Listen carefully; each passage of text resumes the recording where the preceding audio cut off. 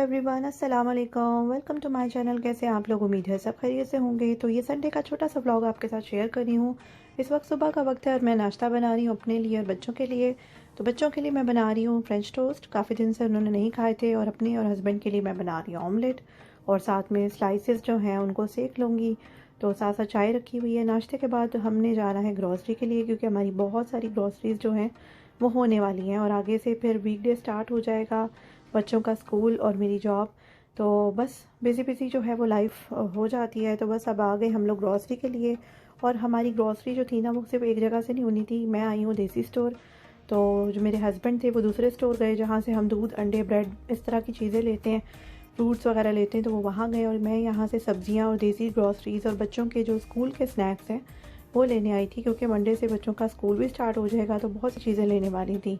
और फिर ये काम वीकेंड पर ही समटाइम्स हो सकते हैं। वीकडे में बाज़ औक़ात बच्चों के अपने होमवर्क्स और असाइनमेंट्स होती हैं, तो इतना ज़्यादा टाइम नहीं निकल रहा होता।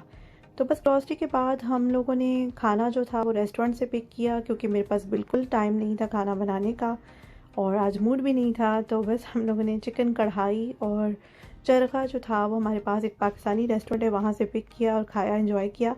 तो आई होप आपको मेरी वीडियो अच्छी लगेगी। वीडियो अच्छी लगी तो लाइक करना ना भूलिएगा। दुआ में याद रखिए। अल्लाह हाफ़िज़।